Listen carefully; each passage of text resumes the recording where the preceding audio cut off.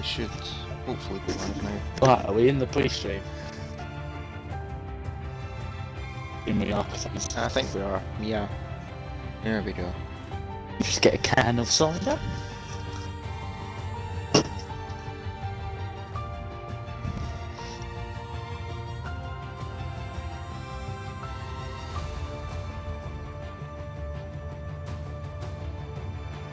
Can we talk about Chelsea today, please? They lost 3-0. Yeah, I know. It's gonna be one of those seasons in the English football. It's gonna be like Leicester all over again. You just talked about as well the fact that the top four is Arsenal, Man City, Leeds, and Tottenham. Right now, currently, even though it's only 3 games in, that's that's bad. Are you sure counting the chat? Yes, I think I am. So while we're on the topic of football, Man United are not bottom of the league anymore. Well, until Monday. Well, I mean, you're not wrong, but yeah, Liverpool are gonna absolutely hammer them. Sorry, David, but needs to be said. I was trying to give you a sub. You absolute melon. Well, going off with the Twitch chat, Silverside Boy giving a tier 1 sub to Dark Gopher. Task failed successfully. We thank you for your generosity, Gary, as we welcome everyone to round 4 of our FPRL Formula 2 Championship Season 2. And this week we are taking on the longest track on the calendar. It's Spa in Belgium. And of course, as I've mentioned, aforementioned, joining me in Cold Comms once again is Silverside Boy. Hello! Same combination from Thursday. Unfortunately, they don't. One would argue that they're twice as unfortunate, or one would argue that they're twice as lucky. So, take from it what you will.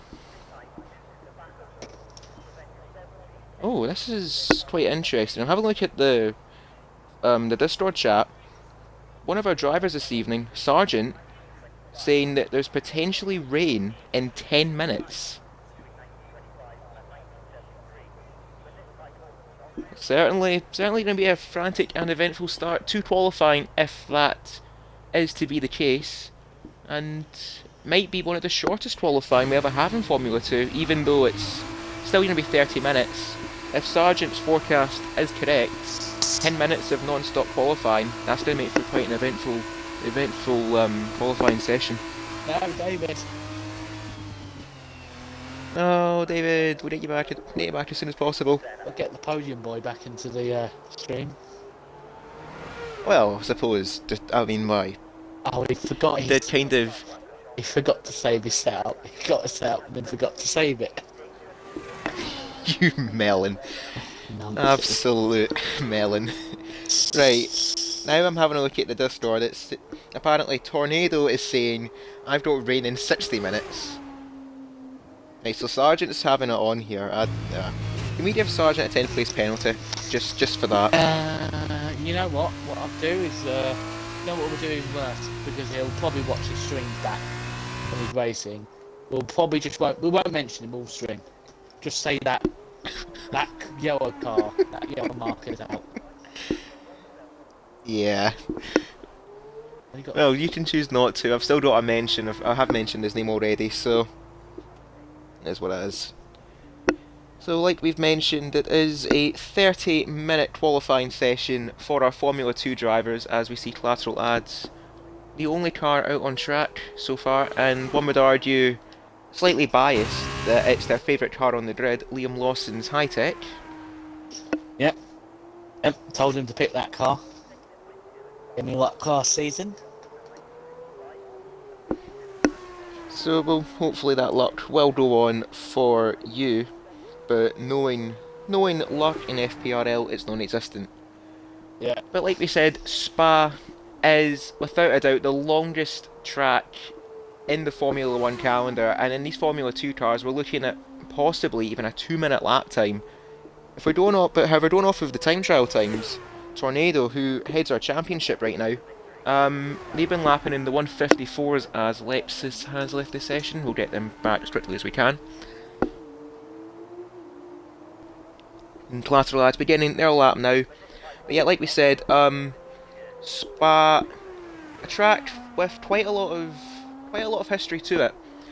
Of course, 2019, quite a sombre weekend. Charles Leclerc picking up his first Formula 1 victory, and I believe that one was for a close friend of his, Mr. Antoine Hubert. So, rather unfortunate what happened that weekend, but I suppose it is something to might mention as well, that the advances Formula 1 has made, it's rather incredible how far the safety aspect has came. And in 2012, we had that massive pile-up at turn 1. Romain Grosjean taking out 4 cars before the first corner, and Jenson Button taking the victory that day as well. And I believe 2002 as well. Sorry to try in a little bit more history. Don't interrupt the history lesson. And in 2002, 1998, whatever it was, I'm not fully up to history. That massive pile up out of turn 1, taking out basically the full field. It was almost like a Wreckfest lobby. That was a full. I think that was a full. I think that was literally a full red flag. Also, the thing about the Grosjean crash.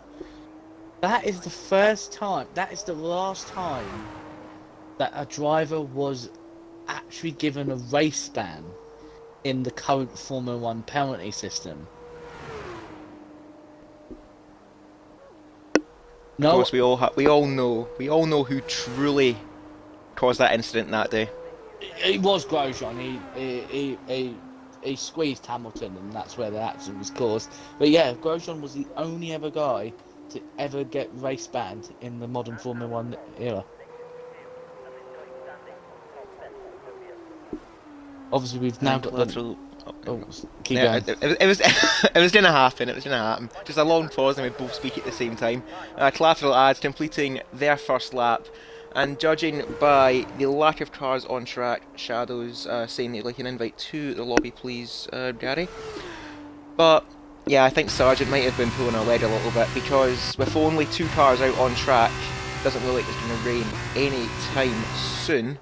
We'll jump over to Monkey Boy Kurt, last week's sprint race winner, around Zandvoort, hoping to potentially make it 2 out of 2, or at least get some more points on the championship. And Tornado saying that I think Ericsson hit Grosjean, and that is pretty much what I was hinting at there, yes. And speaking of championship, while we're talking about Kurt, we'll have a look at our championship standings, in which Tornado, as mentioned, leads the championship by 13 points over Revengezilla, and then we've got Crossduty in 3rd.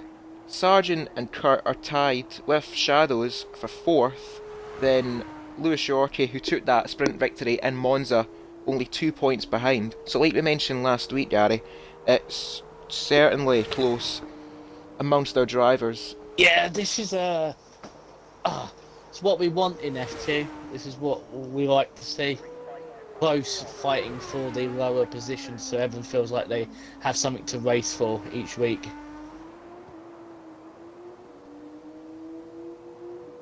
Monkey goes 7/10 slower than that lads.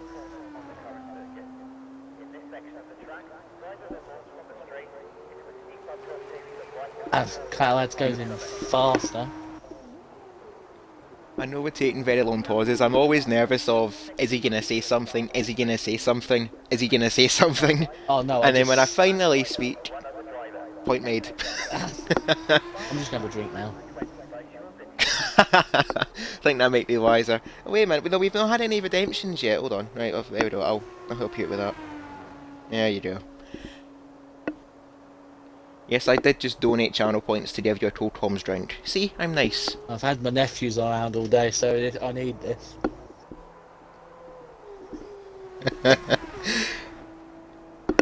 Stress drinking, Right, I get it. Just quick. just for everybody in the stream, I want the vote. Do we invite Tornado? Because it could make the race interesting. Diamond redeeming a drink for me. Thank you, Diamond. I'll get that sorted at the end of this qualifying session because, like a professional, I don't have a drink ready. So, I know I'm a fraud. Tidgem on their outlap, TS9 on their outlap, we've got CTX also, and a new driver, actually, to the Formula 2 Dread, Ashi, who, correct me if I'm wrong, competed in Friday's Tier 2 race over in Miami. Yeah, he did. He didn't do too badly, actually. I think he out-qualified, oh, bless me, his teammate for the day, which was Tidgem. He was driving the Aston Martin.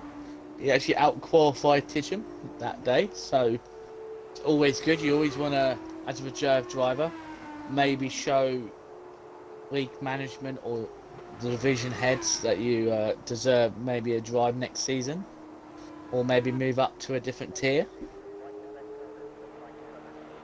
Of course, we know who that's aimed at. Yeah, just looking at the results for Miami, I did get 9th place that race, so a relatively decent showing for Ashi, hoping to. I do apologise for that. Hoping Ashi, of course, hoping to keep up that momentum from Miami and take it towards Formula 2 and beyond for the rest of this campaign. And as mentioned, Tidgem, who was their teammate for Miami, just going around one of the many corners on this track. Completely forgotten the name of that corner.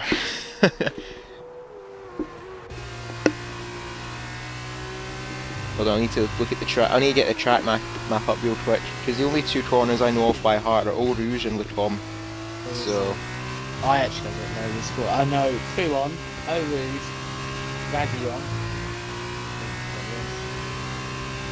and Camhill Straight, and then I think down the hill corner in just starting the second sector. I think that's No Name Corner. Oh, there's some weird names on this track. we are truly professional.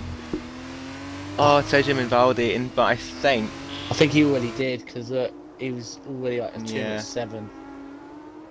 Yeah, 209 there for Tidgem.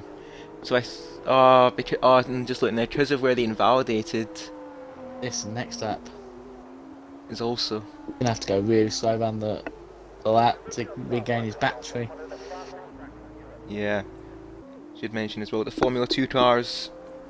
You're not able to change the fuel load, so you have to be very careful. As Ashi very right there around Pullon. There we go. It's got a track map up, and that is a turn 12 out of 20 corners on this track. Oh, he's good catch. Yeah. The bit of snap oversteer, I'm guessing, heading out of the left and right. No, he went on the curbs, hit the curbs, and kind of it lost the front end, and it was sliding toward the wall and just slams on the brakes and managed to stop in time. Well held to our newbie.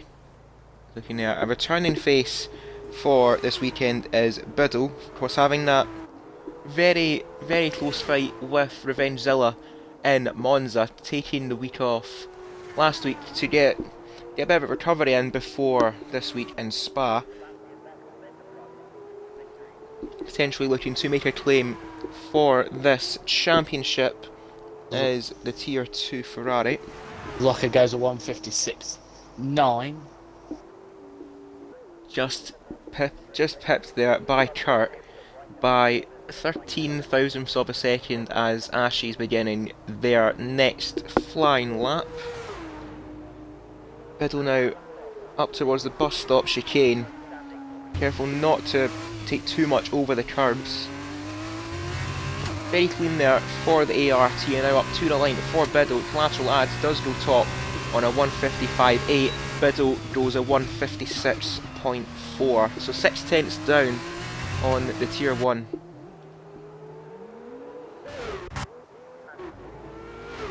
Yeah, we're going to see a lot of high speeds down the Camel Straight today.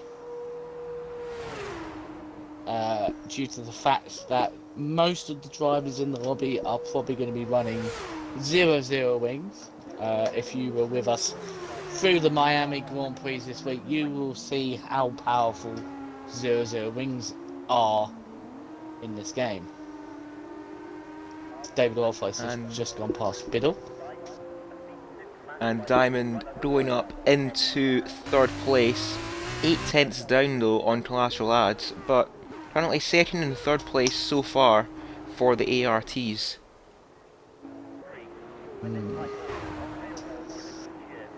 Oh, would you look at that? A certain virtuosi driver just heading up Eau Rouge. They lied about the weather.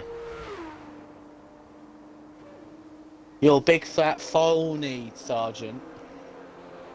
You're a phony. Or Ben Carey, shall I call out your real name? Call you out? I think his name's Ben Carey. I'll be really embarrassed if it's not. I can't comment on that. Don't know who you're talking about. And there we go, that's more like it. Ashy now on a 156.7.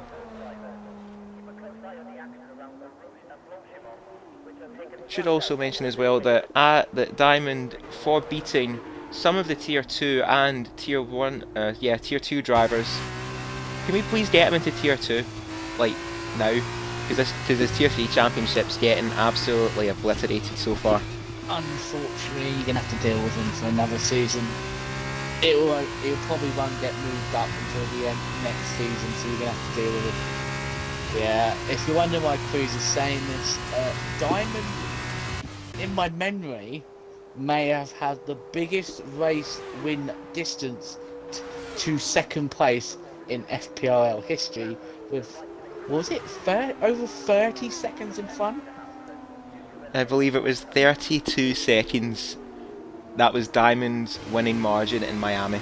He was so far ahead as he goes to 156.2, up to P2.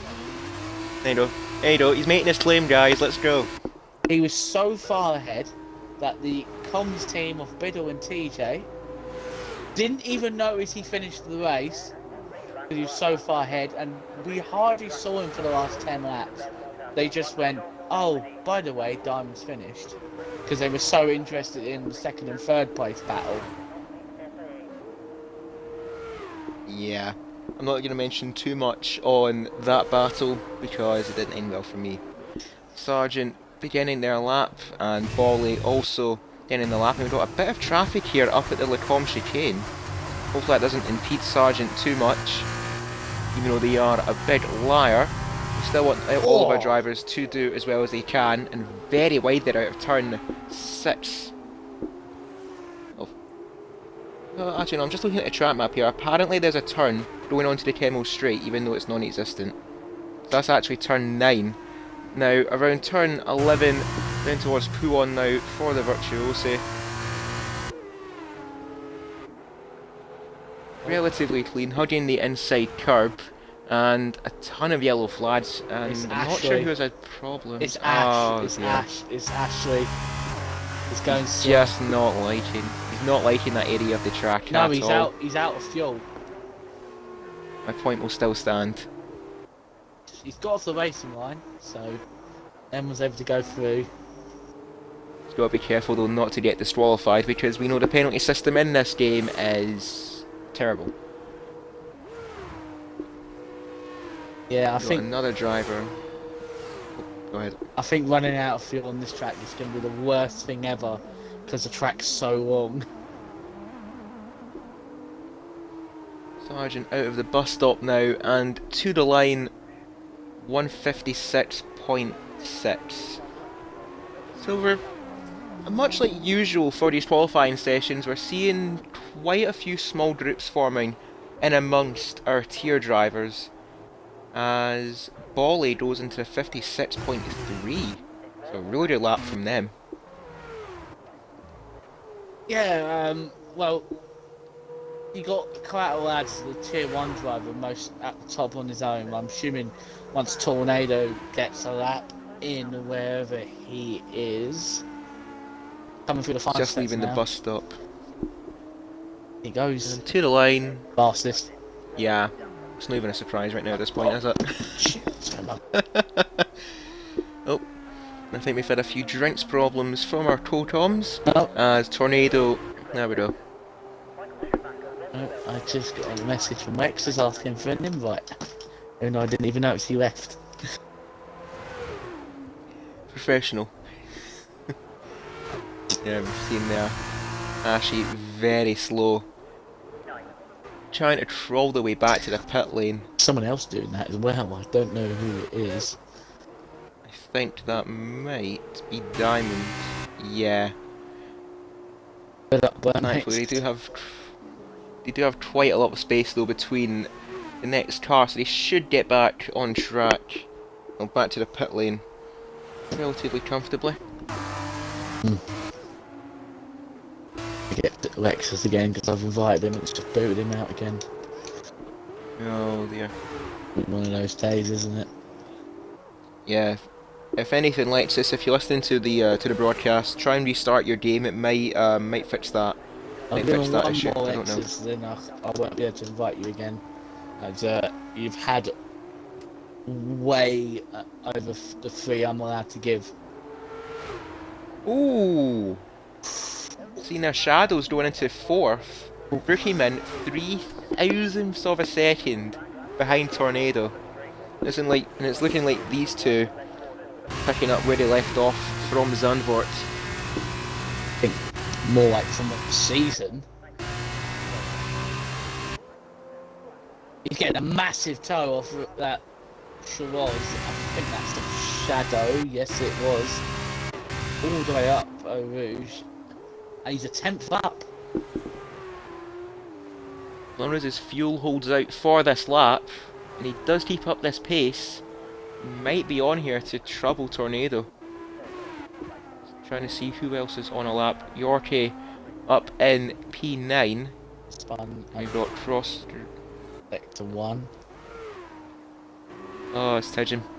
Out of the Lecom, Tidgem I think getting on the curb and is sent spinning around at turn 7 and turn 8. Also, Tidgem, congratulations on the promotions, mate. Yay. You don't... I'm unaware to this promotion. So Tidgem is now being promoted to league management. Ah, well, there we go. We are now all in trouble. And I am now in even bigger trouble for making those comments. Yeah, you're it's good, yeah. Extra Qualifying ban. Qualifying ban for Monaco. Like Spain next, not Monaco. If we can be really true and just give a qualifying ban for Monaco, you're better off not even not even showing up. Tidgem reset it to track. I didn't. We saw it. Brookie 155.2. And he did keep up that pace and found more. Brookieman 2/10 clear of Tornado, who's just leaving the pit lane now. Now how about that for a shot? Our two championship rivals wheel to wheel on track. Yeah. Also, I know Brookie's been practicing on his steering wheel for the last couple of days, so he's picked up the pace very quickly on his steering wheel. Was he asked to hit the ground running? Fosbury. Ooh. There we go. And the Trident of Tornado into second. So looking like they found a bit of pace as well. Has he got Darker Cruiser? I believe it has. Yeah, there's a better cloud cover now over track, so maybe the weather forecast might not have actually been a lie originally. Well, if it's going to be a wet sprint race, then bring it on. As looking there, Yorkie has retired in the pits, I think. I think Not too it's sure. his tyres. He might have used all his grip on the tyres. Still though, if it does stay the way it is for Yorkie, P10 and a sprint race pole, I think it'd be his second of the season. So it wouldn't be too bad for the Prema.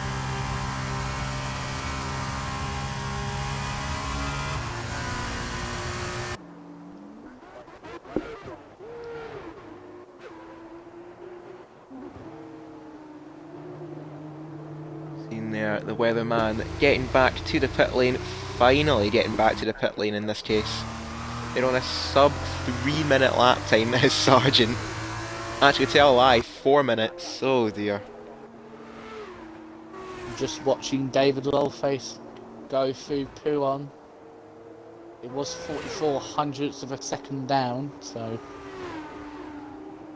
Rome's the slowest that time by 4 tenths. There was a lot of time to be found for Mr. Lowface, as I think that's just Brookie men going slow through Blanchimont. In fact, explaining the yellow flags in that area as David Lowface around turn 16, now up towards the Blanchimont area, in which Brookieman is. Hopefully Brookieman is aware to it and stays well out of the way of the dams. Yes. Indeed, staying off the racing line and now heavy on the brakes is David Lawface. We're in the bus stop chicane and up to the line, and it's not going to be an improvement for David. Nah, I think he backed off.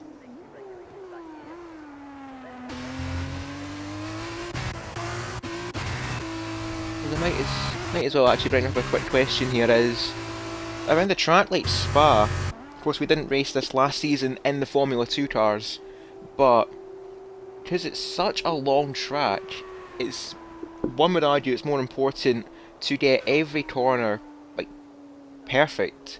But in another case, around a track like Austria, which is like barely even a 1 minute lap time, so I think I would argue that it's actually even more important to get a lap together and get every corner, like as I said, to get every corner perfect. That was just invalidated.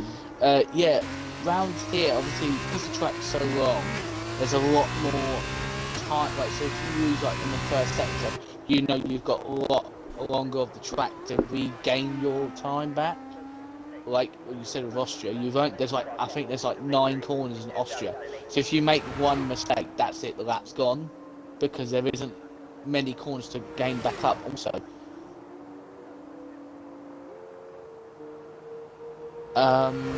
was that the end of the session? Oh, no, I think that might have been a disconnect from you. I still have around 4 minutes left in the session. Oh, I'll get you back. Just get you back, or if you can join off of me. yeah, I got completely disconnected from service completely. Right, well that doesn't bode well for me then. Or the fact doesn't bode well for anyone in this lobby actually.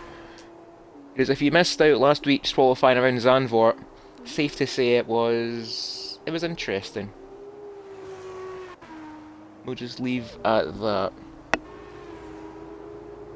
One of the other drivers.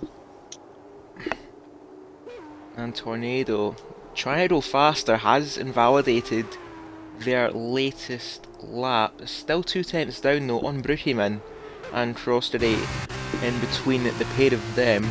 Shadow's up on their time. Then we've got Lawson, Loyal, and Collateral Ads. I might need an invite back. Oh dear. Cheers, Codemasters. I think everyone's been booted out because there's a few of the drivers are not actually in the session anymore.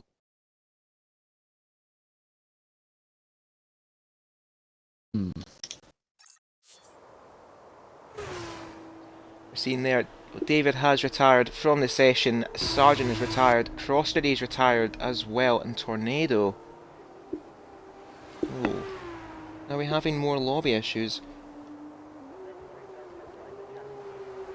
Saying that there's still a few in the session though. I'm not too sure what's happened. Bolly has retired.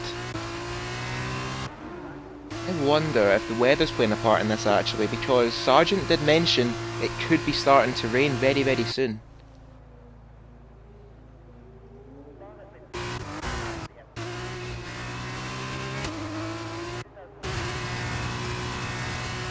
Or even at that, I think it might just be the length of the lap.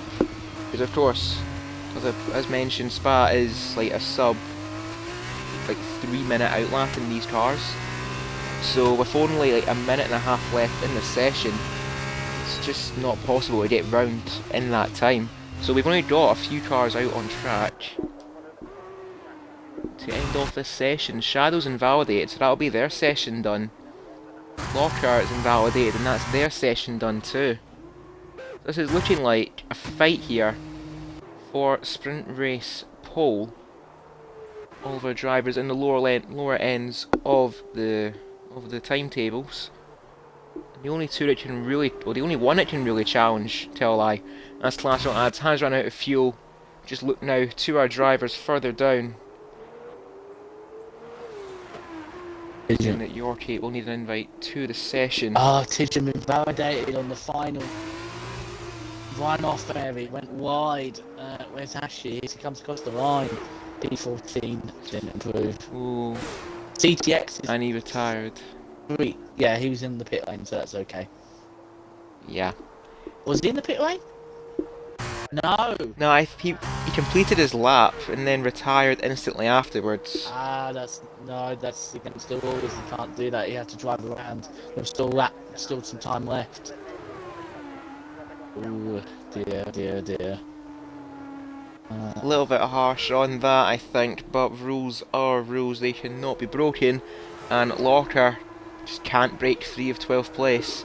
So it's now all down to CTX, who's attempting to rallycross, it seems. Rightly so, it gets invalidated. Yeah. And up to the line for the Trident, and that is going to round out this qualifying session. We just wait for Collateral Ads to eventually limp back to the pits. So there you go. So for our qualifying then, Brookie picking up from last season. Our champion from Season 1 takes their first pole of the new campaign for a feature race, but Lewis Yorkie will take sprint race pole position. It was one of the people that lagged out. I'm gonna make sure everybody's in. The Xbox is having a bit of a do-over and telling me that people are... So we may be here a while. The session might actually end with the timer before Ads gets back to the pits.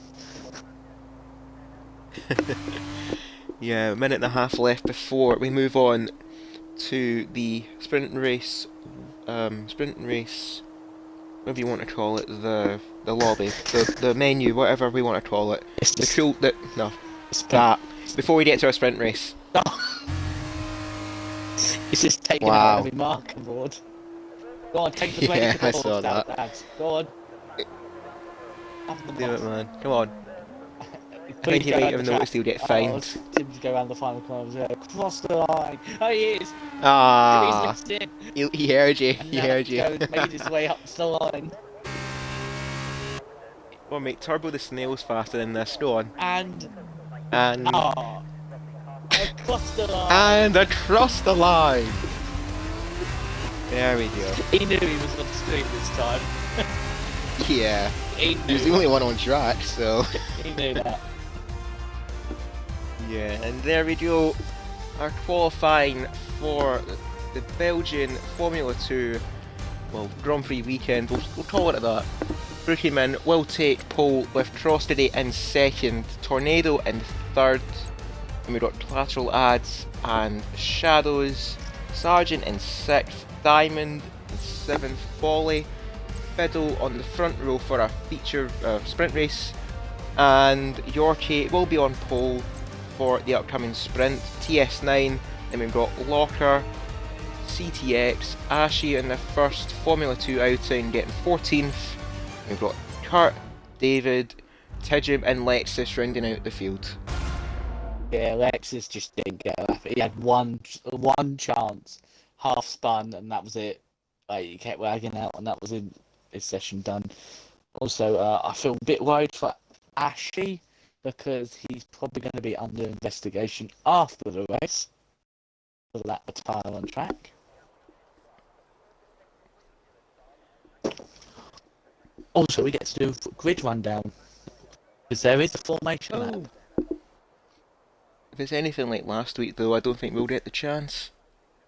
Well, we're actually giving it a go tonight, as a lot of people on the forums are saying that it hasn't been fixed, but not as many people are experiencing it now. So we're going to give it a go.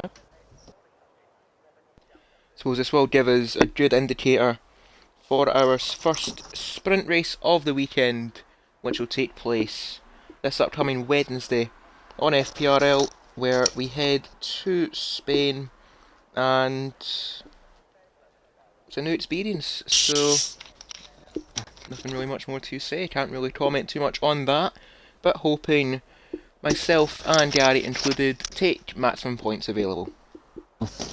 Well, I've done a few sprint races in the Formula One, obviously with the My Team and the driver career, and it's always like the sprint race doesn't really mean anything really. You try and just get as many positions as you can, or as possible, because obviously where you finish in the sprint is where you're going to start in the feature. Well, in the main race, it's not even a feature race. We've been doing Formula 2 for too long. Yeah, literally. So wherever you finish is where you're going to start in the main race. So if you qualify outside the top 10, you get knocked out in Q1. Don't worry, because as long as you have a great race in the sprint, you're gonna. You could actually take a outside top 10 start and actually may have a chance of going challenging for the win. That's what I do like about the sprints. You can actually really properly gain a lot of positions or lose a lot of positions. Should hopefully bring up a bit more of a mixed up grid if all things go well. And also, for the main Formula 1 series, we will get points for the sprint race. Much like the Formula 2, it will be the top 8 drivers who take points, in which first place gets 8 points, second place gets 7, so on and so forth. Unlike in Formula 2, where the winner will pick up 15 points.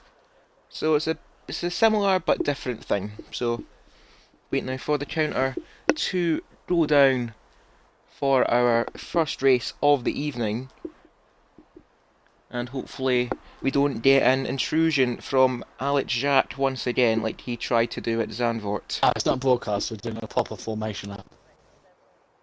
That's good. Alex Jacques has been fired. Not good enough. 2 words, not good enough. I've just read in the Discord chat from Lexus. I thought that I was P4, but it turns out I was disconnected. Jesus. Oh, As dear. we have no cameras. Oh. Oh, this. Oh, There we go. that took a little while. Taking long enough.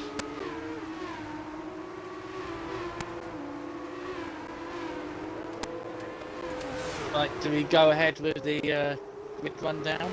I've done this for a while.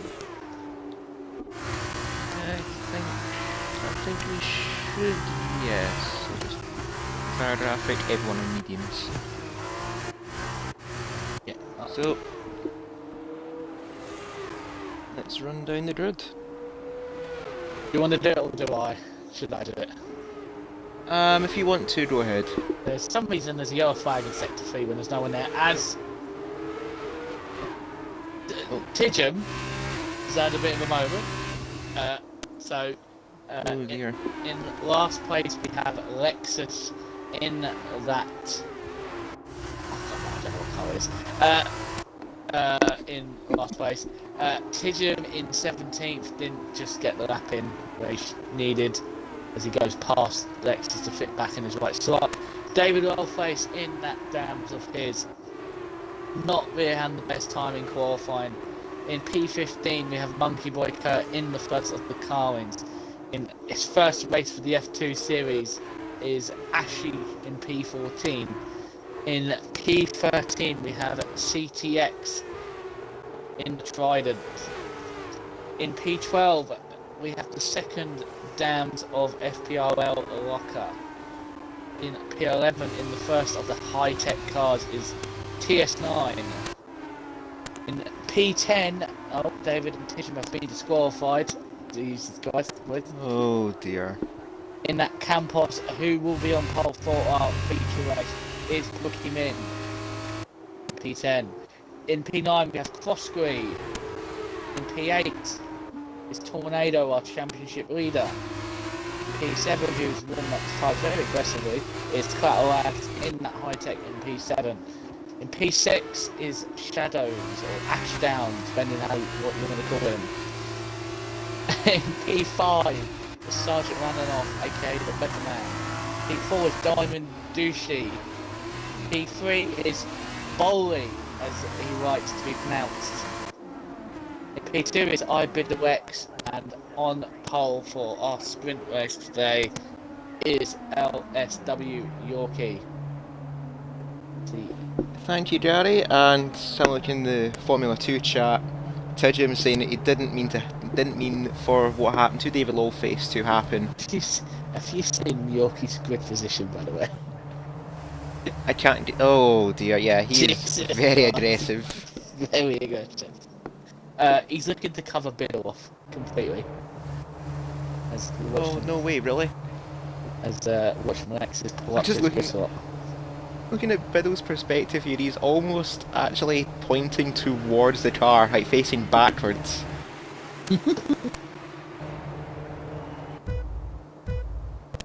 And now the 5 lights around Spa, and in Formula 2 it's lights out, and away we go. And that aggressive start there for Yorkie did help him in that defence from Biddle, and Bolly to the inside of the ART and gets up into second place. We've got a bit of trouble further back, a few cars going wide and a spinner, I think, and Tidjum as Lexus getting past the Carlin, but up the hill now around Eau Rouge, and it's Yorkie who's leading the way by Bolly second, Biddle in third, and we've got him. Oh dear. Oh my god. I've just seen the murder that's happened to Crossgree. Crossgree has just hit the wall heavily up Eau Rouge and just took off. No. I'm going to clip that and show it off later. I just saw a murder, let me record it. It's only a virtual safety car. How on earth is it a virtual? Series? So, there was a massive pile-up, somewhat of a pile-up involving Diamond Douchey was sideways across the track, blocking everybody. David Lowface is up to P9. What on earth happened there? Well, we did talk about the threat of running 0-0 wings earlier on, and funnily enough, Sargent said that Eau Rouge is flat out. Apparently it's not.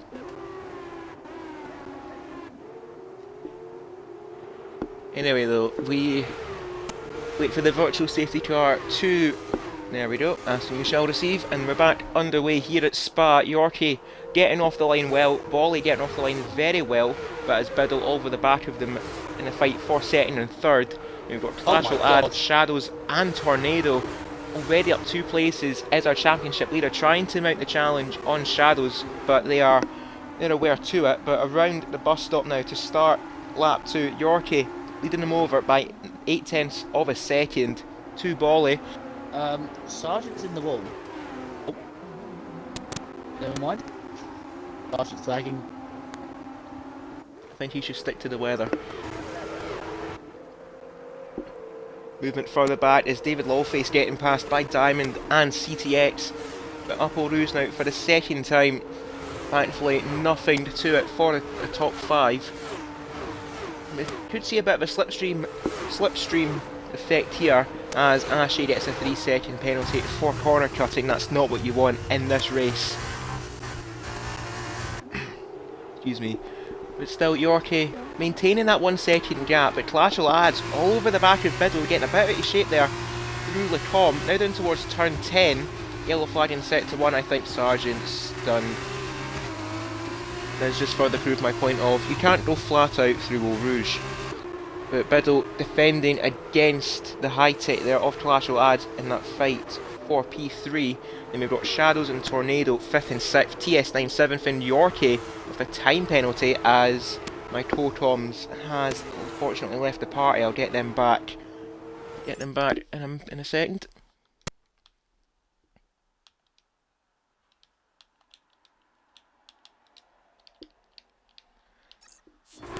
Invite our Totems to the game as well, just in case their internet has hiccuped. But that 3-second penalty, in fact we're seeing quite a few drivers pick up penalties here. Biddle with one of their own, and Clash of Lads now side by side with Biddle around Blanchimon. This is not going to go well. And somehow it has, but Biddle a bit out of shape there, and that's going to allow Shadows to get past him, and Tornado with a massive slingshot behind Shadows, and he's got past the ART as well, so Biddle down 3 places in the space of a corner, and now Bolly with the fastest lap of the race. And that means now, for all he is within that 3 seconds of Lewis Yorkie, as race control has enabled DRS, he'll be all over the back of that Prema. Clash of Lads in 3rd, just out of DRS range, but he's got a whole swarm of cars behind him, ranging from himself in 3rd all the way down to Bruchiman in P11. See now Yorkie trying to break the slipstream of the Virtuosi behind. Bolly almost pushing him around Lecombe, but it's just not close enough to make the overtake. Tried for a cutback through the chicane though is the Virtuosi against the Prema, and on the run down towards turn 10 he's almost pushing Yorkie around the corner, but he's just not close enough to get that front wing alongside the Prema.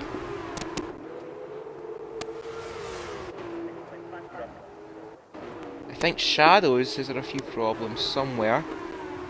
They're down into 14th. What has happened there to Shadows?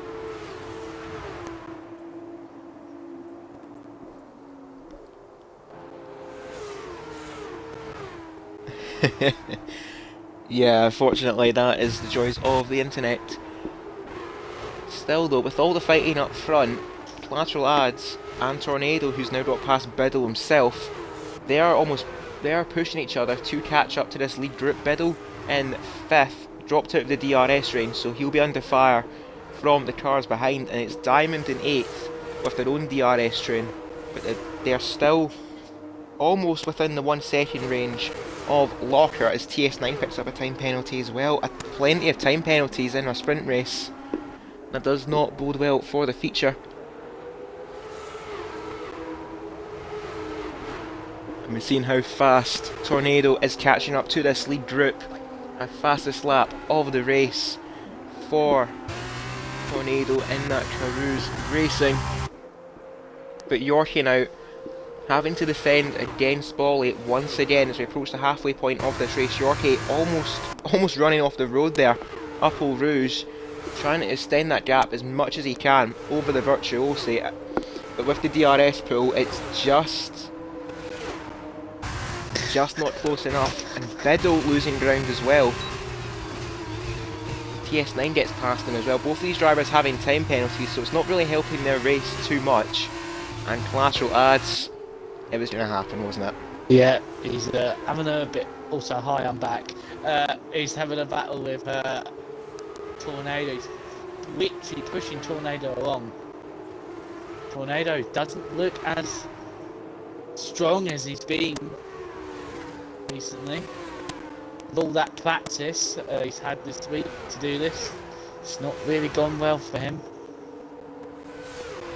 However, they have still gained 5 places in this race, and I think Shadows would like an invite back to the lobby. Still unknown what happened to Shadows to fall that far down the order. But Tornado though, might say they've lost their form, but they've not lost their touch. They're up into 3rd making up 5 places in our sprint race, looking as well towards the pack. TS9 is up 6 places, Locker also up 5, but we've got Lexus up, and Bolly's picked up a time penalty as well, so that's not helped either driver's cause now. And if Tornado can just keep their nose clean, they can win this race without even having to cross the line in the top 2. Rookie's got a time penalty. Time penalties everywhere here at Spa. How many has everyone got? Jesus Christ, I thought Tijun gets a time penalty. Oh. David Lolface might actually gain on this. He can get past Lexus in front of him.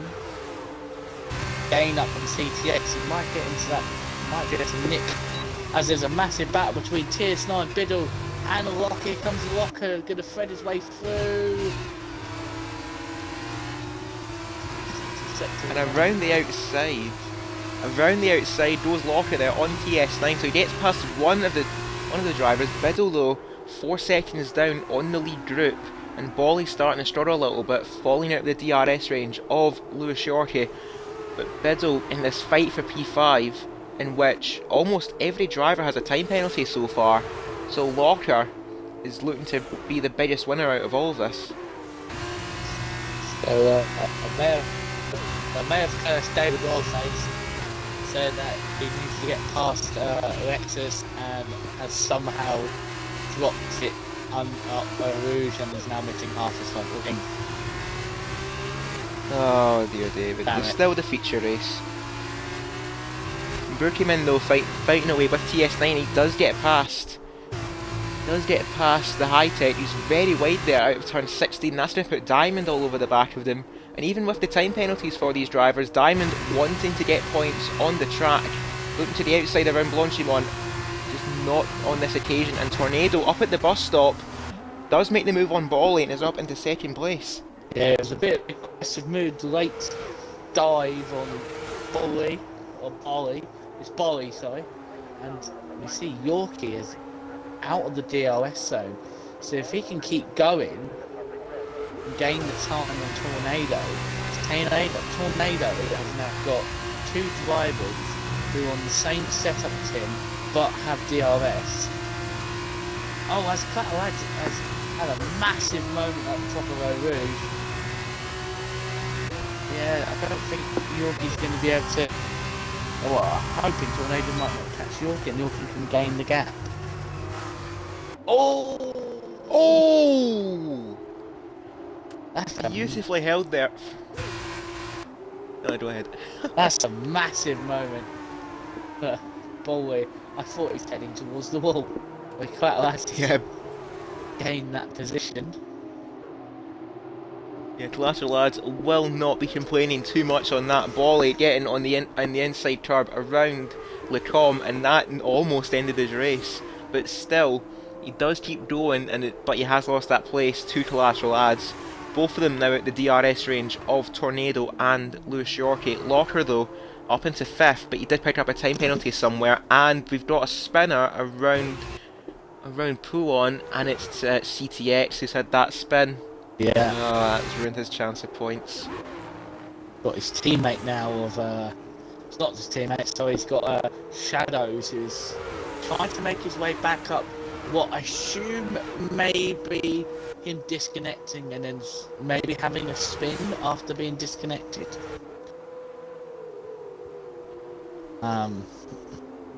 Lexus meanwhile, I don't know if he's on AI, I have invited him.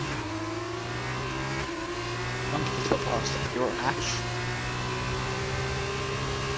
Yorkie getting very out of shape there at the bus stop. He's feeling the pressure of the championship leader right behind him, and it's only 0.2 of a second. As with only 3 laps left, Shadows with a time penalty as well. All but 4 drivers, excuse me, in this race have a time penalty. So, will we see more time penalties? I'm hoping not. But now Tornado with the DRS on Yorkie. Yorkie moves over, and the DRS is just too much, and Tornado making a habit of this, fighting back through the field, and he's fought his way up into the lead of the sprint race. Oof.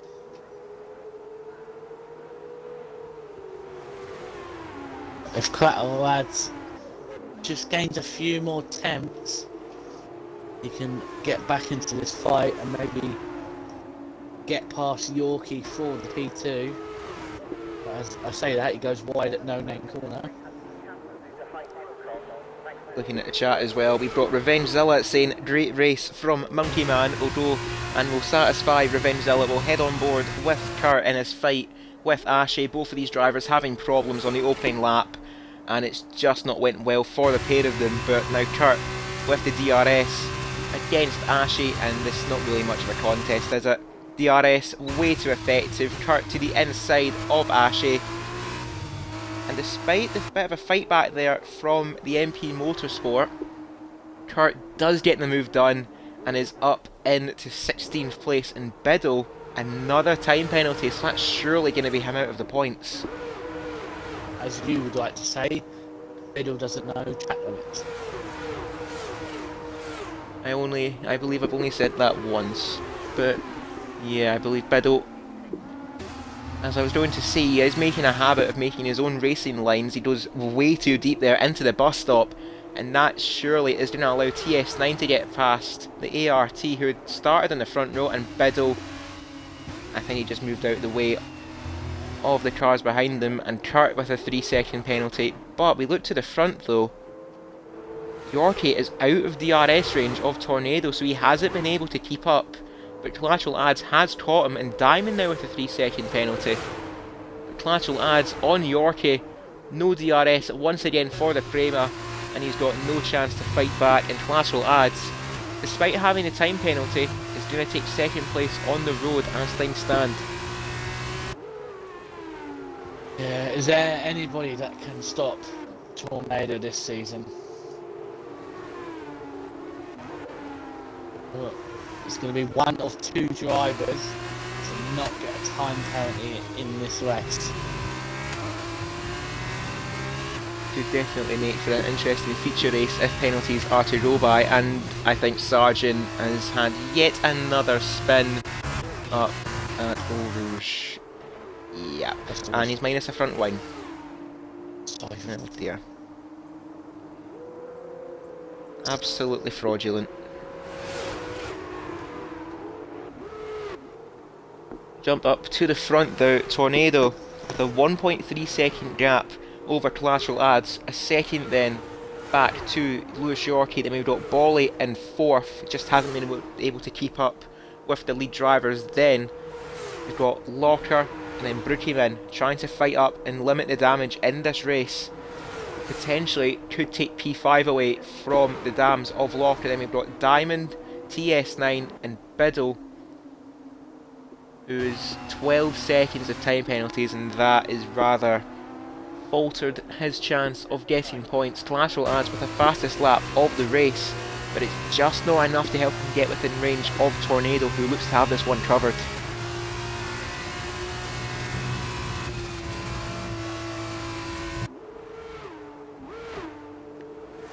However, Yorkie will not want to give up on second place very easily, but I think running wide there out of Eau Rouge onto the Kennel straight, it's just not close enough for the Prema. So unless he has an almighty end to this lap, he's got to settle for third place. And Tidgham, the latest of our drivers, into the penalty book. And it's been a rather lonely race for Tidgham, down in 10th. Looking into the fight now for 8th between Diamond and TS9. Brookieman still in the back of Locker in the fight for P5. But Diamond holding on against his teammate and Tornado. Rather fortunately for them, does have that buffer behind them to Collateral Ads. Otherwise, this would be a whole different story. But that means all but one driver is going to end the sprint race without a penalty. And that driver's actually on AI for most of the race. And I believe we shall now strip him of that honour and say that they are a fraud. I think he's actually driving now because there's no way that's an AI. I know I've been told that if he lags out one more time, that's it. He's had too many chances. This tornado comes around the final sets of corners and it's going to cross the line. And it's going to win the sprint race with Collateral in P2. LSW Yorkie with the tried to fight off the team in front of him, but just couldn't do it.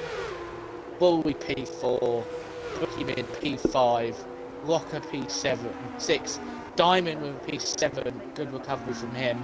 And our final points player position is TS9 in that high-tech. So double points for the high-tech GP cars.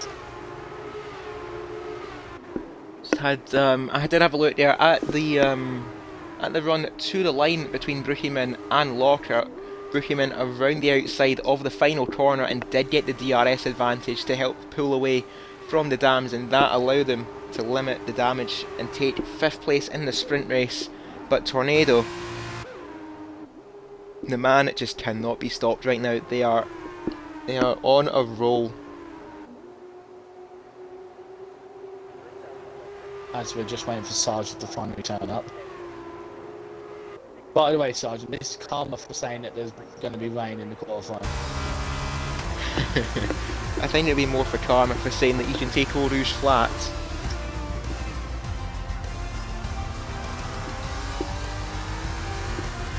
Looking at the Twitch chat, Shadow is saying that they had a screen freeze for around 6 seconds. So I think that's what plagued them in this sprint race. As we see our podium sitters. And Tornado, another convincing performance for the Carouse driver. And Collateral adds, will take the fastest lap though, and at least unlike the Zandvoort, these points will count. It's not sub 18 second laps. Yorkie starting on pole, just ran out of steam towards the end, taking 3rd place. Then we've got Bolly in 4th, Brookieman P5, then we've got Locker, Diamond and TS9 rounding out the points, with Biddle and Shadows in the top 10.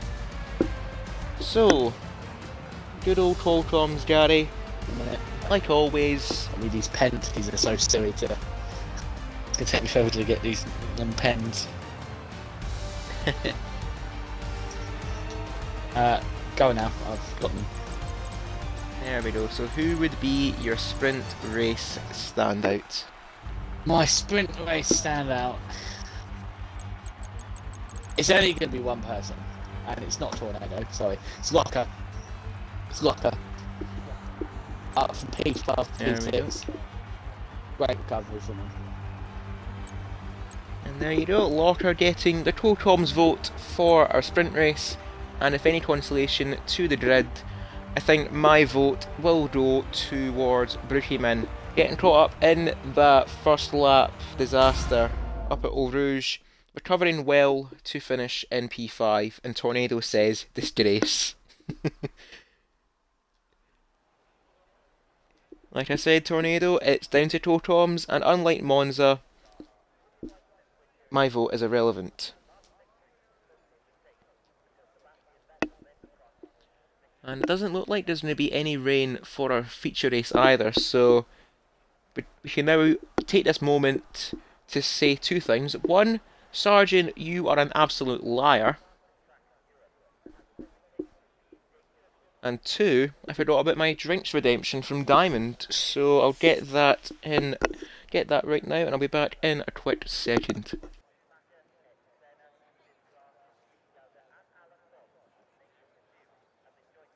Yeah, as we're waiting for Cruiser to come back from his drinks brace,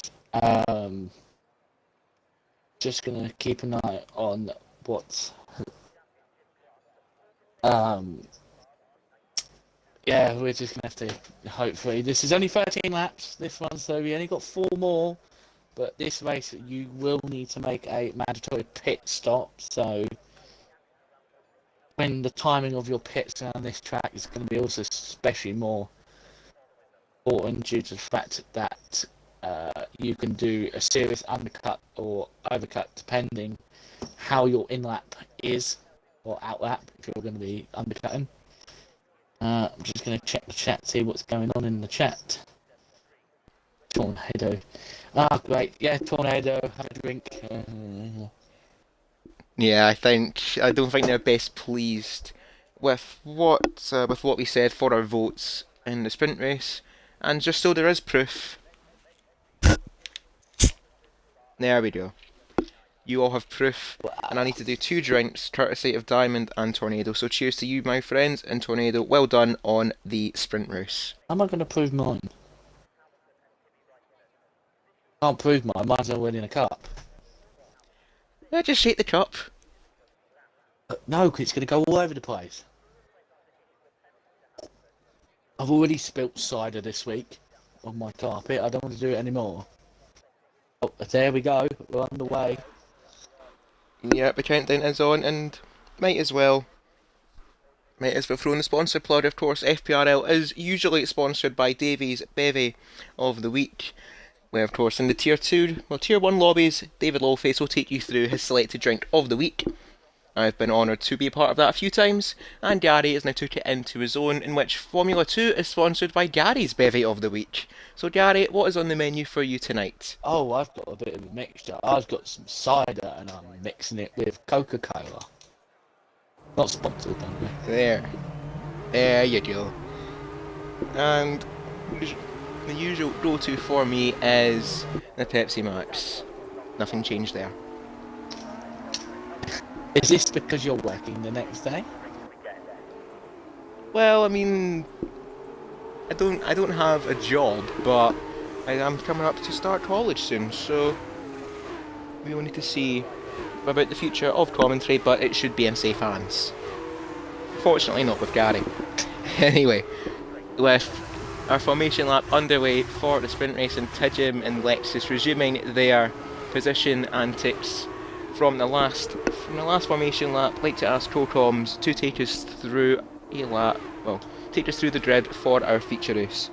Yep, at the back of the field, having connection issues, plaguing him through the first race is Lex in P18. Oh, it's gone the wrong way. In P7 is Tidjum. All that work he did in the sprint, just putting straight back down to back. David Oldface in P16, Monkey in P15, Ashy in P14, CTX in P13, 12th it's FPRL Locker, that damns of his. In P11 is TS9 in the first of the high-tech GP cars. In P10 it's our podium finisher for the sprint race, LSW Yorkie with iBidlex in P9. Hopefully this time we'll keep the penalty situations low. P8 is a Bully, just missing out on the podiums, finishing P4.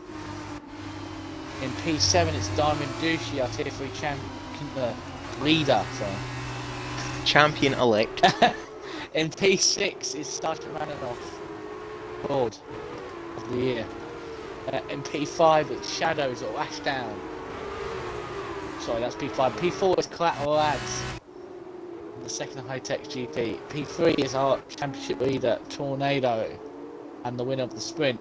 In P2 is Crossgree, who has a second chance after his unfortunate accident up Eau Rouge, which was very funny. His golfer in the air. In P1, and on pole position, man, it's not Tornado this time. It's Brookie Min in that Campos. Our current champion is looking to take the win from here, but he's going to have a lot of hard work with Crossgreen and Tornado behind him.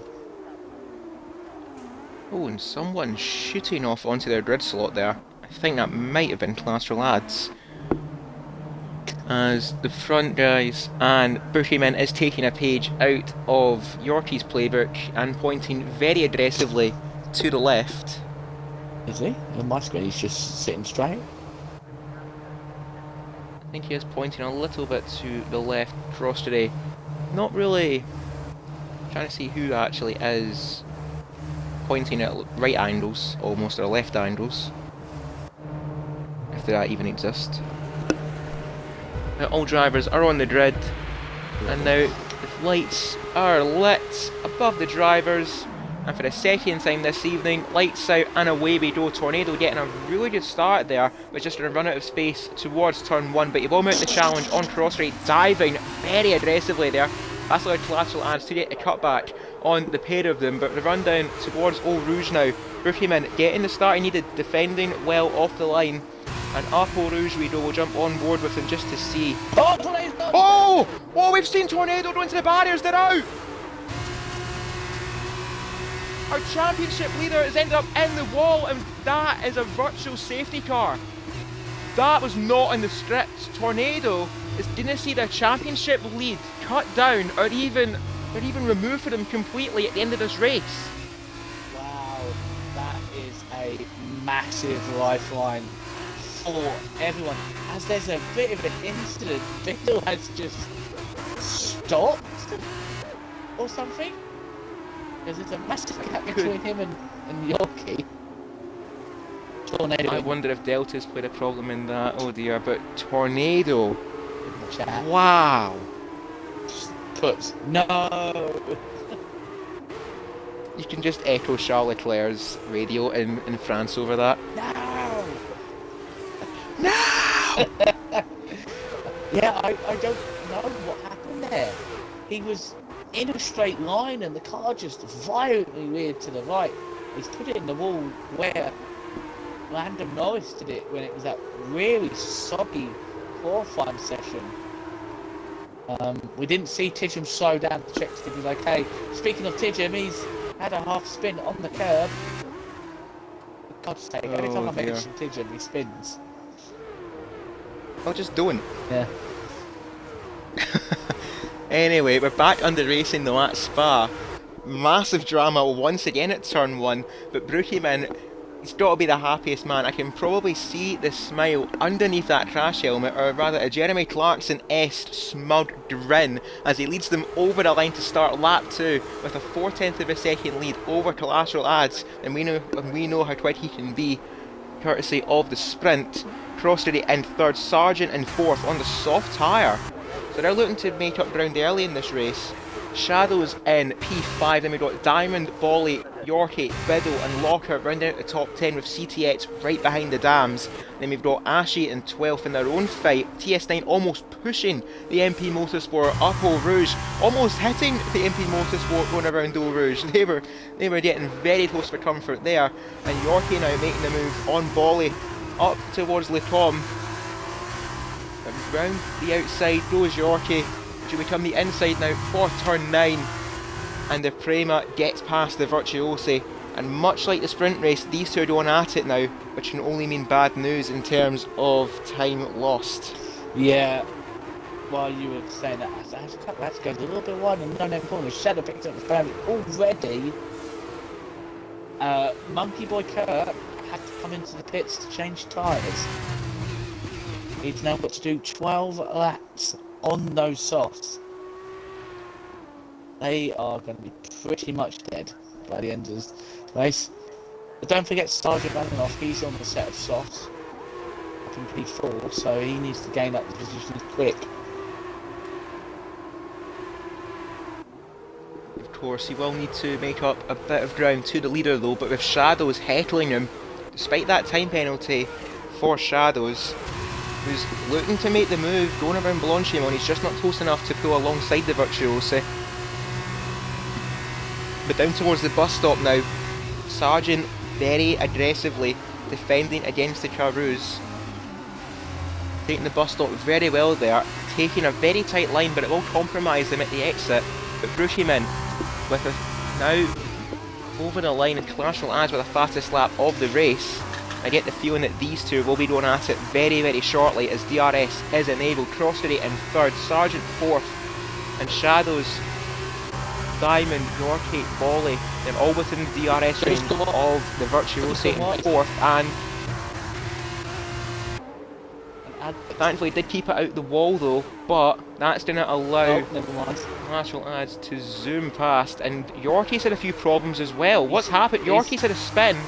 Oh dear, Yorkie, they're all having problems at Eau Rouge. 0-0 wings. It's easy to lose Listen guys, as Tidgham is now get past the Lexus. Very easy. There's the first penalty for Biddle. nothing's going to happen, but TS9 now on the back of Ashy in the fight for P11. Ashy almost parking it on the apex, trying to defend against the high tech. It's costing both of these drivers a ton of time. They're only 5 seconds now behind CTX, and Diamond now making the move on Shadows as Bolly was very wide there around Pouon. But Brookieman making a bit of a mistake around Eau Rouge. Yeah, but Collateral Lads has got the 3-second time penalty now. Well, death, taxes, and you know what. Collateral ads. Hopefully it's their only 3-second penalty, but we have seen from the sprint race that everyone was prone to a time penalty around here. So I think it's more or less a case of keeping the penalties down rather than not getting a penalty at all.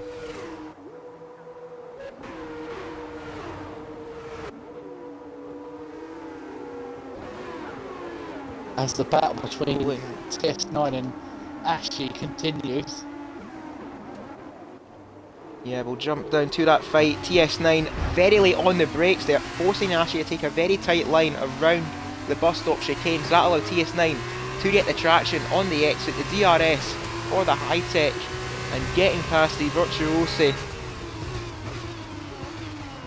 And Ashy giving up the fight on that one, but he is looking for the cutback though on TS9. But as he exit turn 1, the run down towards Eau Rouge, I wonder if that was tactical there from the MP Motorsport, who has to lift off rather drastically around Eau Rouge as to not hit TS9 and send them both into the wall. Sargent up front though making a move on Diamond up into 4th. Diamond losing places. Diamond's had problems and he's went off at Lecombe. I think Diamond doing what Tidgham done in the sprint race, if I'm correct with that. Getting on the curb at turn 7 and he's just sent spinning round. But TS9 though in that fight with Ashy does keep ahead of the MP Motorsport and is now just wanting to get as far away as he can and get out of DRS range. Ashy very, very unsafe there. I don't even trust his car, he's weaving all over the place. Obviously not very used to these Formula 2 cars and its handling, now as David Lawface all over the back of him. Speaking of all over the back of a driver, Shadows in the middle of a Virtuosi sandwich, almost pushing Sargent up towards the end of this lap, but Sargent moving over early to defend against the car. We're doing it too wide here around Blanchimont. Where have we seen this before? Felipe Nasser and Max Verstappen. But unlike that occasion, Shadows does not get the move done around the outside of Sargent, and I think those soft tyres have gone, and Sargent has gone into the pits to get off of those tyres. Yeah, it's gone bad for Vidal. He has 9 seconds of penalties. I think Biddle's just here to break records really. The most penalties in a single race. But the battle now up at the front. Both of these drivers have to score well here, but they can't afford to lose ground to Tornado, so it's going to be down to who can get the move done when it counts. Brookieman trying to get that move done on collateral ads. The DRS pull drastic there for the Campos, trying to go around the outside of the high tech, jumping over to collateral ads, and Brookieman holding it around Lecombe, and he does get past the high tech. And on lap 5 here at Spa, Brookieman does get the lead back from collateral ads.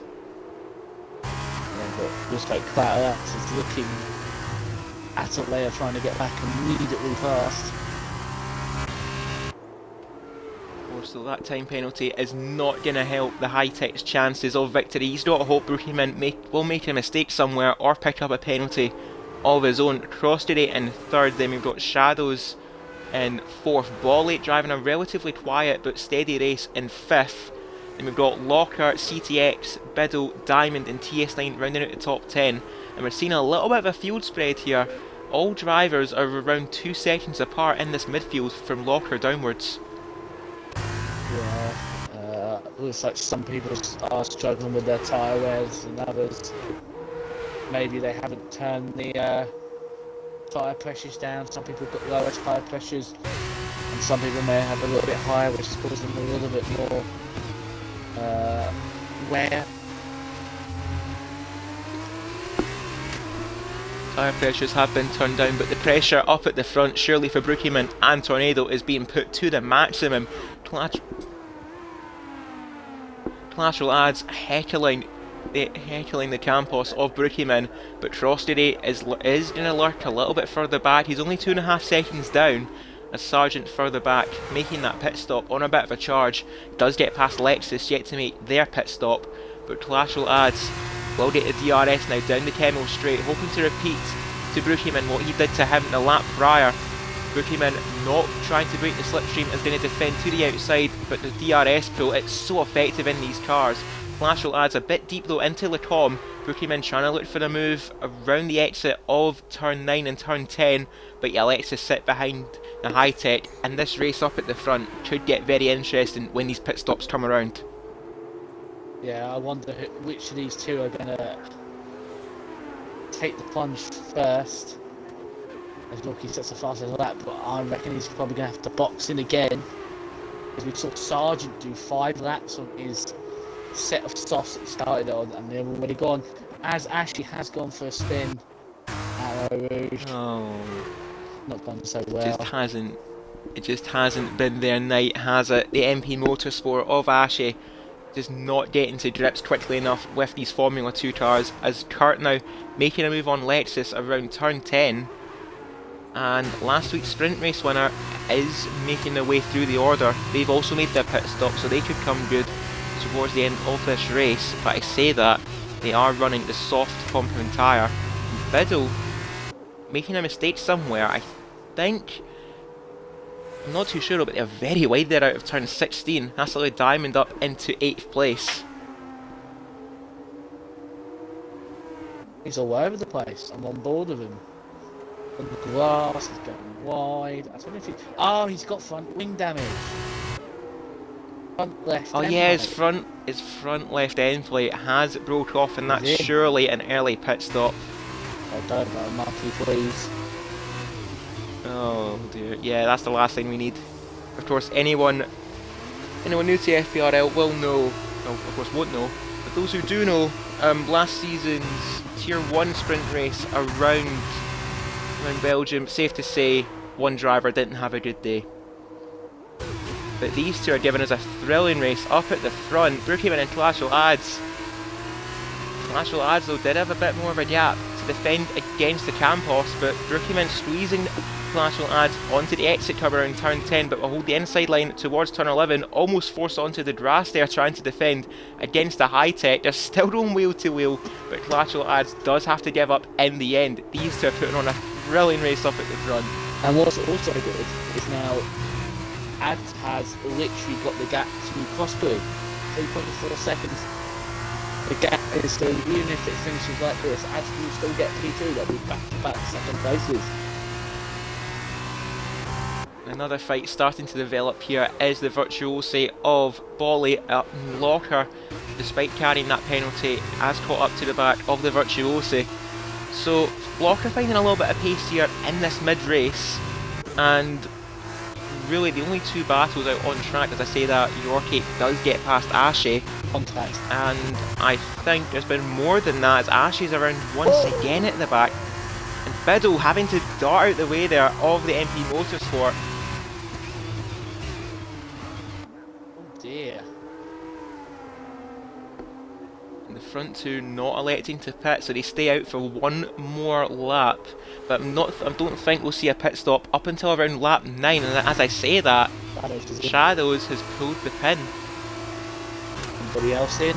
There is a Diamond Dookie is in, so if a safety car appears right now, which Biddle has blocked it.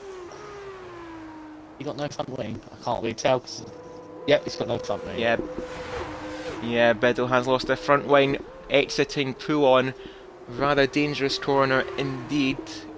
But not as dangerous as Eau Rouge, it seems, as Ashley gets a 3-second penalty, and that's just rubbing salt in the wound for the MP Motorsport team.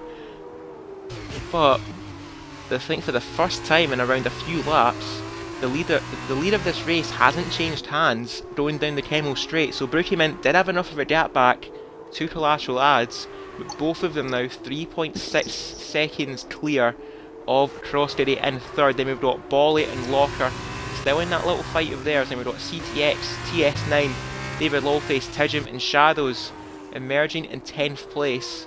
So in relation to their pace, I think they were trying to catch up to the back of Crossdairy. So we'll need to see what the Trident does on this lap, and I think Biddle has called it a day, and Ashley has also called it a day, unfortunately, up at Eau Rouge. And once again, it's not been their friend, and a safety car has been deployed here at Spa. I don't know if that looked a bit weird on your screen, but did it look like he went straight on into that wall? My broadcast camera wasn't really the best because I only saw the crest of Eau Rouge. What did I say about people? If there's a safety car, those people who boxed a bit earlier are going to be able to maybe gain. Actually, no, people who stayed out are going to gain an advantage. It's an absolute no-brainer here. Brookymint, Collateral Ads, Crossdairy, Bolly, Locker, and all those behind making their pit stops, and one person who's going to fall victim of this is going to be Shadows. Okay, Charlie, Ash, was it Ashley, yeah? Or Charlie? Yes. But I had Abby still went into the wall. Okay, we didn't say it, it just looked like you went straight on. Do apologise. Make sure you don't speed David Oldface. Shadows might gain a fair few positions because he boxed in early. Oh, what? He's having to back off though. His delta's too high, and he's having to almost stop in the start-finish straight. That's surely going to lose him a place to Locker, and it is. So Locker, in staying out that bit longer, has jumped the carouse of Shadows, and now Bolly's ahead as well. Crossdairy. Oh dear. This is not good for Ads did not want to safety car because of that 3-second time penalty. He's going to drop off the podium. I am looking. Yeah, 3 seconds. All these drivers carrying penalties, and Biddle, who was carrying the calendar with them towards the end of this race.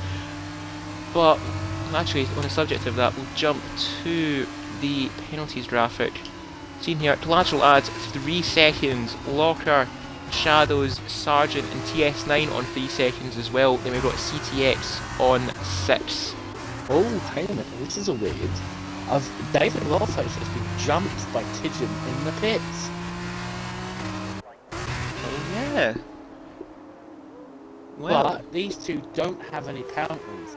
So if they can stay in Locker's 3-second gap, they can jump all the 5 people in front of them both. And we're only going to have like 2 maybe 3 laps sprint to the finish.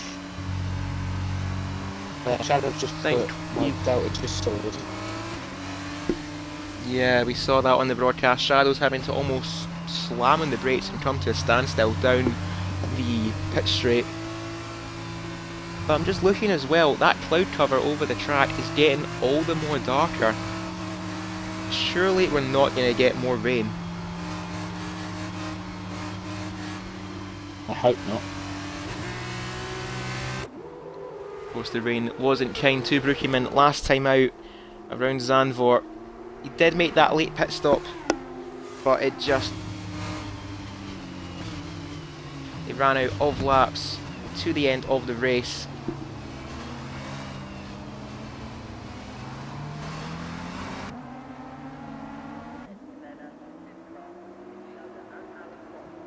Bit of a lifesaver for Monkey Boy. He can put on a set of fresh softs as his softs that he was already on, but very, very warm. Now he might be able to gain up a fair few positions on this restart. Yeah, should hopefully get this safety car over and done with by the end of this lap. So that will mean that we have 3 laps of racing to the checkered flag. But the longer the safety car is out, the more it's going to hurt these drivers with penalties. Of course, collateral ads being the key one in all of this. So right now, they're potentially running, they're potentially in a fight for 4th to get that gap up to Bolly.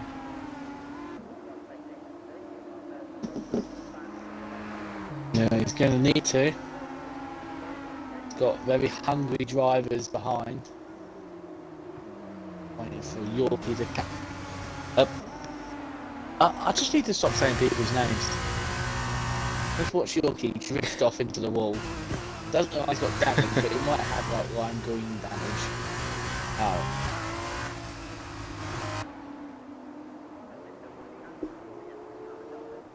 Yeah, it's not been your night. Every time you've mentioned someone, they've had a crash or incident literally like a lap later. I don't commentate curse many people, except the first F2 race we had this season. Yeah, well, we looked at what happened between now and that Abu Dhabi race. We're absolutely flying. We might see the safety car in this lap. Should hopefully, as Yorkie has caught up to the back of the pack and the safety car. You have got your wish is in this lap. Just like magic. So with ta-da. But we're seeing there, Brookieman has to back up the pack a little bit though, because you need to have enough of a gap to the safety car for it to go into the pit lane. And you just see him, he's itching to get underway, and I think, no, not yet. Thought about it, but it was just too close to the safety car.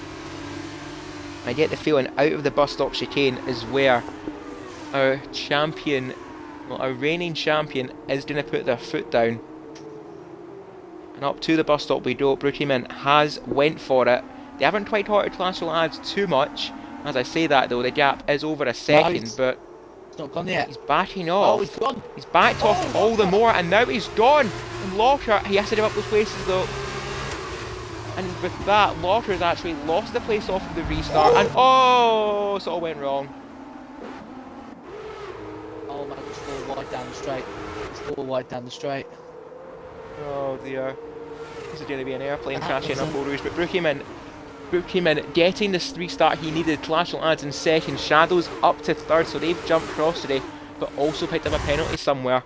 Bolly now in 5th with Locker in P6, and CTX mounting a challenge now on Sargent on those worn mediums. The safety car, unlike in the Tier 2 race for Sargent, it just hasn't been a friend to them, and they're now at the mercy of the cars around them. CTX around the outside of the Virtuosi, and they're up into 7th.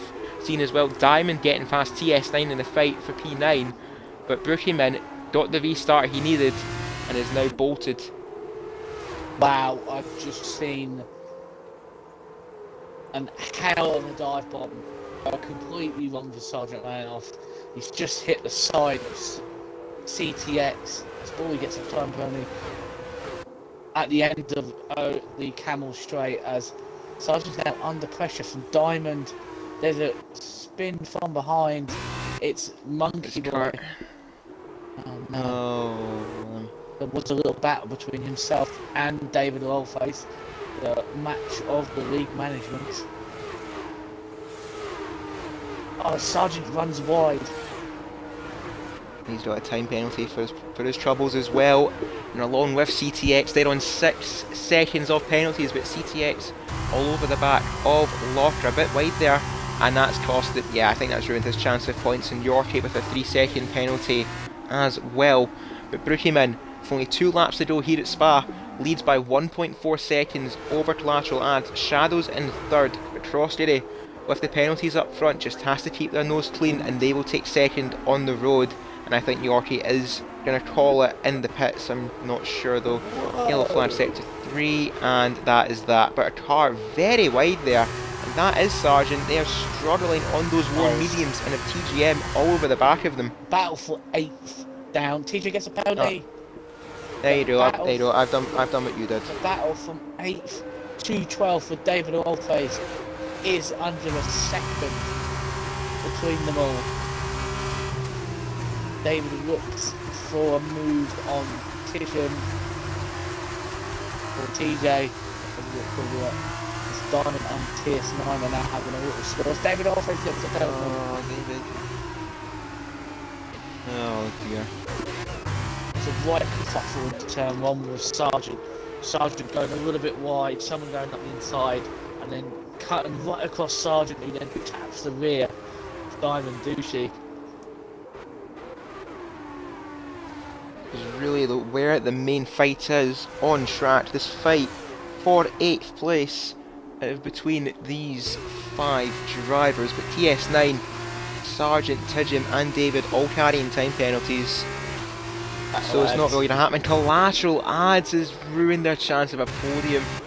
That's surely it. Up in smoke for the high tech. 6 seconds in time penalties, and Crossray is now celebrating with that champagne. Yeah, it might be Shadow's second. It could be any of.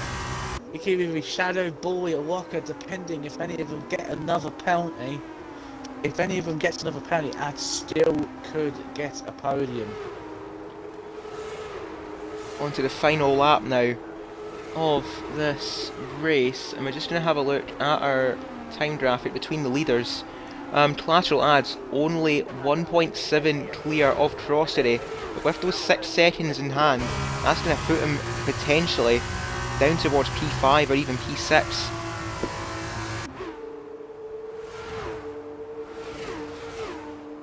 Walker's looking on a move on Bowley, gaining on the DRS. Bowley moves over. What could be a fight for the podium. Oh, bit aggressive there from Bowley, but he's went deep low into Lecom. Defended well, that's a great defence though. Yes, slow though on the exit out of Lecom, and Lockhart looking to the inside, but Bowley defending well for the time being, but this isn't helping any of them. Because with Collateral Ads and that extra 3 seconds he has on them, the gap is now looking at around 4 seconds, so they need to move and get a move on quick. Oh, Shadows as well! Another 3 seconds, yeah, Crossray all but confirmed now to finish in 2nd place and catch up to Tornado in the championship. Need to see what Locker's going to try. Is Locker as Bowley goes a little bit wide on the exit.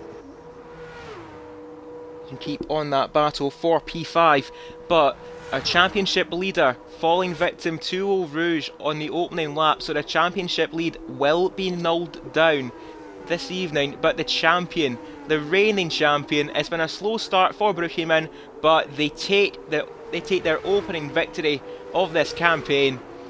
The Campos, the champion, the 1st place driver here at Spa.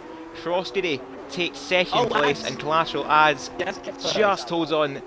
He does hold on to that podium ahead of Bowley. Shadows down into 5th, and we look to the order further back with Locker losing out in P5 by the finest of margins. However, he does get the in-game driver of the day.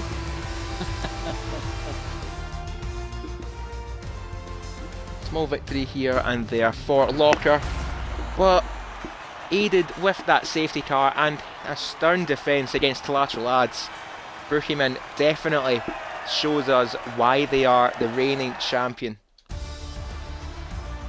Their maiden victory of this campaign, 27 points, much needed points with Tornado's retirement. And we've got Crossray in 2nd, another podium for the Trident. They're definitely getting a good form of consistency this campaign. Collateral Ads in 3rd ahead of Bowley. Shadows dropping from 3rd down to 5th with those time penalties. Then we've got Locker, Diamond, who did keep it clean, taking 7th ahead of TS9, Tidgham and David Lawface rounding out the points. Well, certainly wasn't as many penalties as with our sprint race, but still a bit of a mixed up grid at the checkered flag regardless.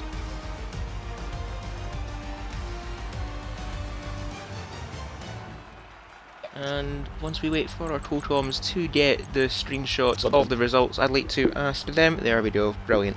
I'd like to ask them for our driver of the day. So my driver today is going to be Tijum from P7, great recovery, to P9. Oh my! No need to ask for the audio to be included for our third place man to lateral ads, and Tijum getting the vote for driver of the day for our feature race.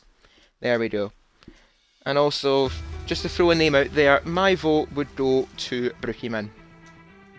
But again, main driver is irrelevant. Well, main comms is irrelevant, so we shall leave it at that. Hopefully get our second place man in, as I think we've got an intruder. Oh dear. You absolute child. I'm really tempted to bum you off the interviews now. You know, I think you should, to be honest. No, I think you should. Do a monkey eat. Do a monkey eat on it. Do what David did to you for the tier 2 race. Go for it. No. You've got to do it. You're in control. Well, the thing is, you would do it, but I'm nice, so I'd rather not. And I think it's only fair I return the favour from Miami and let you interview our P3 and our P1 driver from tonight's race. Right, I am here with the high-tech GP driver of Kyle S94, who had a very good race weekend this week. P2 in the sprint and P3 for the feature. So Rads, a double podium for this week. I know it's been a bit of a slow start to F2 this year, but surely that gets you up and going. Yeah, it was good. Short and sweet, too simple. Right, gotcha. Obviously we saw in the final couple of laps so you got a late penalty. Did you think that you could still get a podium finish? But that was the last second time penalty. Yeah, well then the late safety car put me off my rear, and I was having a good battle with Brookie for the first part of that race back and forward. I knew I was tight on penalties, but obviously I knew I had to push because I had a 3-second penalty, and I think it was Bush Creed that did him. I just, you know what, the track limits here, I was on the white line, but it still gave it to me, so it was at the same corner that I've got my penalties in both of these races, which was annoying, but no, I thought I was going to get fourth. That's what I was aiming for till Shadows. I got another 6 seconds, so then I knew that was fine for third. Yeah, our next, obviously, as you know, we've got a week break now for the F2, so, and we are, hang on a minute, let me see where we are in 2 weeks' time. We are going to be racing around Mexico. So, how do you think the F2s are going to handle around Mexico for you? I quite like Mexico as a track, always have done. Middle sector is going to be, obviously you need quite smooth on the steering wheel or control or whatever you're using. In the middle sector you can gain and lose a lot of time through there, so yeah, looking forward to it. Obviously you've got a big long straight, it's out, it's going to be interesting there. Who's going to go for more downfalls or who's going to go more higher in speed, so yeah. Yeah, I think both me and Chris will say congrats on the double podiums for this week. Who's your driver of the day? I've already said the driver of the day. Who was it? Sprint was Locker, and the feature was Tijum. Tijum! I give up for giving these driver days when you race.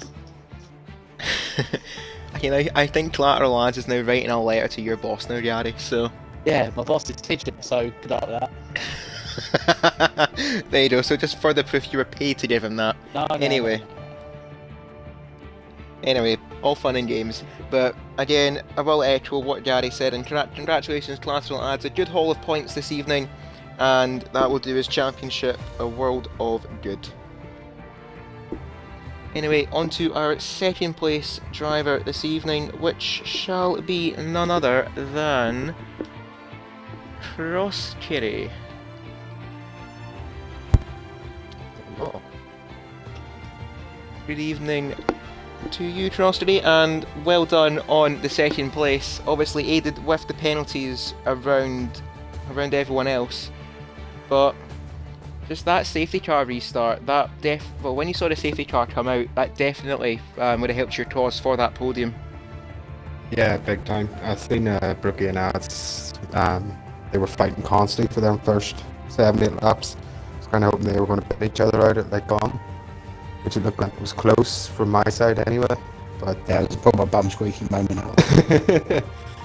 but yeah, once I seen they had the pace, I was just trying to keep a nice gap in behind. I think it was Ashdown in behind, trying to keep 2-3 seconds just to avoid any undercut or anything, which he went for.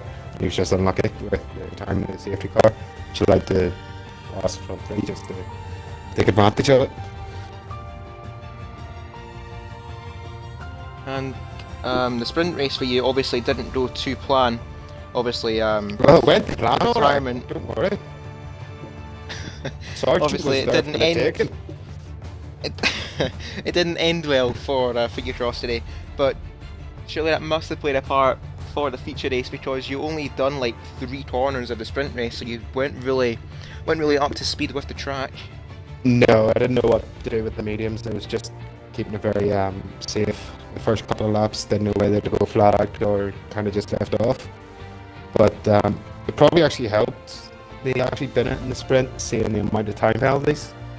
So I just knew in the feature, if I can just keep it clean, keep out of the penalties, I have a good chance of a podium, kind of thing. And obviously it has worked. Was one way to look at it. With the amount of time penalties elapsed in the sprint, it did give you an insight just to lighten off the throttle a little bit when needed to. But with Tornado, unfortunately, binning it, well, I would say unfortunately for him, binning it on the opening lap of our feature race. Knew that was I know coming. you are. I knew Brookhaven would be gutted, but yes.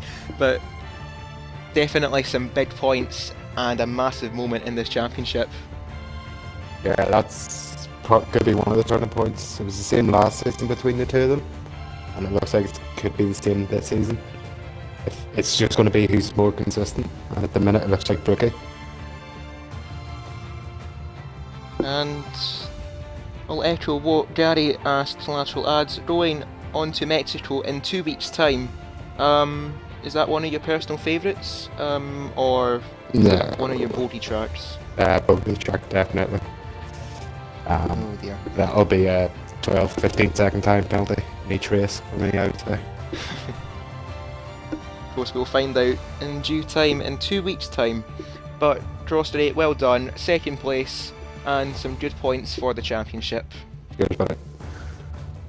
I will now hand back over to Gary to catch up with our reigning champion and our newest race winner this evening in Brookhaven. So, for God's sake, so Brookie, you finally got the win after coming back. Obviously, last week it went all a bit wrong in the feature with the drying track not working out as fast. But today, in the feature, it worked very well. I know you had a close battle with Quattleads for most of the race. Were you confident that you were going to hold it against him, or were you a bit No, worried he's that- worried. Shit in his pants.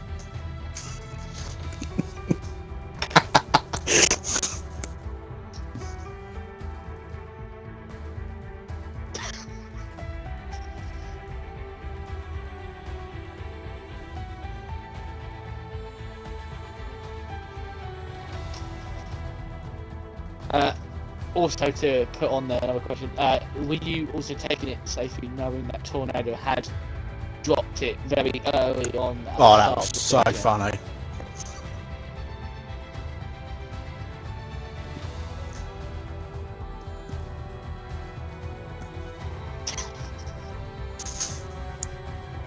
I think my final question is just going to echo what we've asked everyone else. Mexico in 2 weeks' time. How do you think Mexico is going to go for you? Work. Confidence, ladies and gentlemen. Confidence.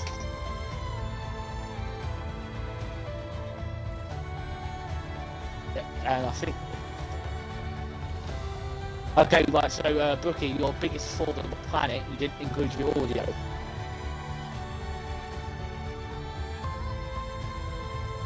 We'll ask this question. So, Asking them questions again. Fucking brilliant. so This I will is- echo this what is the he world said. here. He was saying really mean No, things no, no. about Can I say Tornado. it? Can I say He it? was laughing at him. Can I say it now? Yeah, you can say it. Yeah, so I was laughing at Tornado the whole race. Gutted that he binned it. I'm looking forward to Mexico because he'll bin it again.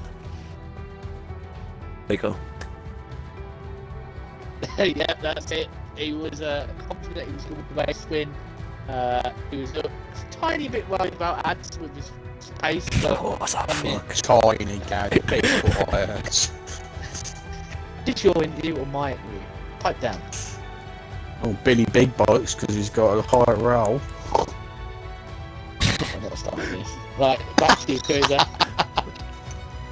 Of course, one person might call it confidence, another one might call it cockiness from Brookieman, but they are the champions, so they do have reason to be. No reply? Cool. No. Right, well, nice. So that, I think, will round it out for tonight's FPRL Formula 2 campaign. And thank you all for watching. Of course, as mentioned, we will not be back next week. It will be a 2-week break, but before our next race around Mexico, which will be on the... let me get the calendar up real quick. Which will be on the 4th of September. So be sure to tune in 2 weeks' time. Formula 2 will return Alright. to FPRL. I know you will, Collateral lads, because you are in the championship hunt. But yeah, cheers. you've ruined the whole vibe of the outro. Anyway, FPRL will be back this coming Wednesday, a Tier 3 race around Spain, where hopefully Diamond doesn't lap everyone in the sprint and in the main race. We I should threw get, out and I've... we should get a outro song for the stream. I don't think that would be necessary.